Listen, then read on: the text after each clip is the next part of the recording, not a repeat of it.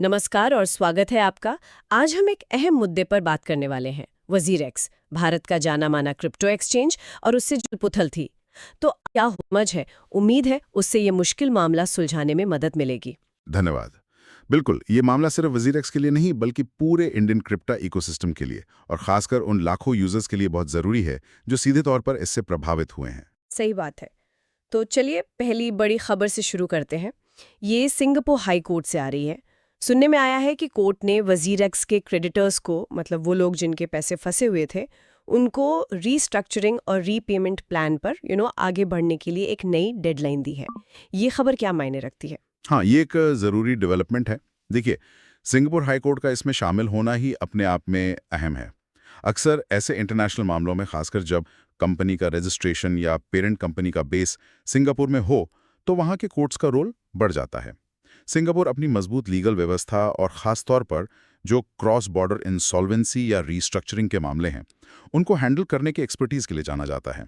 अच्छा। तो कोर्ट का एक नई समय सीमा तय करना ये दिखाता है कि प्रोसेस रुका नहीं है, वो एक तय कानूनी रास्ते पर आगे बढ़ रहा है। अब क्रेडिटर्स के लिए इसका मतलब हाँ मिला जुला हो सकता है। एक तरफ उम्मीद कि चलो कुछ हो रहा है, दूसरी तरफ शायद एक प्रेशर भी कि दिए गए ऑप्शंस पर जल्दी फैसला करें। अच्छा, तो ये सिंगापुर वाला एंगल इसलिए महत्वपूर्ण है क्योंकि वहाँ एक सेट प्रोसेस है ऐसे मामलों के लिए। लेकिन क्या इस डेडलाइन का मतलब ये समझें कि समाधान बस आने ही वाला है, या ये सिर्फ एक प्रोसीजरल स्टेप है? देखिए, इसे सिर्फ एक प्रोसीजरल स्टेप से ज़्यादा समझना चाहिए, पर यह कोई गारंटी भी नहीं है कि समाधान आ ही गया। ये दिखाता है कि कोर्ट मामले को सीरियसली ले रहा है और एक टाइम बाउंड तरीके से आगे बढ़ना चाहता है। क्रेडिटर्स को अपनी बात रखने, प्लान को समझने, उस पर वोट करने का मौका देना, ये किसी भी फेयर रीस्ट्रक्चरिंग प्रोसेस का अहम हिस्सा है। सही। इस डेडलाइन से कम ये तय होता है कि मामला बस लटका नहीं रहेगा। हालांकि असली समाधान तो तभी होगा जब कोई प्लान न सिर्फ क्रेडिटर्स माने बल्कि कोर्ट भी अप्रूव करे और फिर वो सक्सेसफुली लागू भी हो। तो ये एक जरूरी पड़ाव है, मंजिल अभी नहीं। समझ गई। अब आते हैं उस खबर पर जिसका शायद सबसे ज्यादा लोगों को इंतजार था। INR यानी इंडियन रुपए की निकासी वजीरेक्स पर अब ये 100% यूजर्स के लिए फिर से खुल गई है।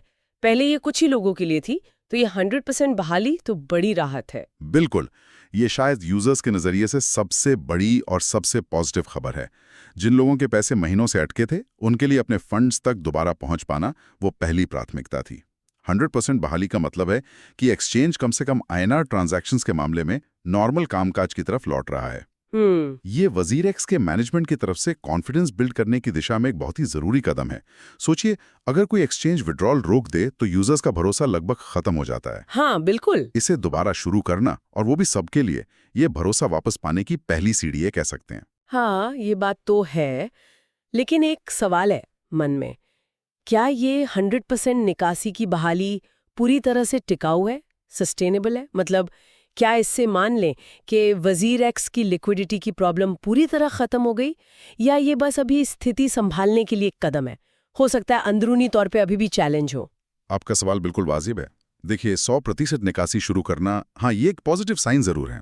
ये दिखाता है कि एक्सचेंज के पास फिलहाल पर्याप्त INR फंड्स हैं जिनसे वो यूजर्स की डिमांड पूरी कर सके। शायद उन्होंने फंड्स जुटाए हैं या उनकी इंटरनल फाइनेंशियल सिचुएशन बेहतर हुई है। ओके। लेकिन क्या ये पूरी तरह टिकाऊ है?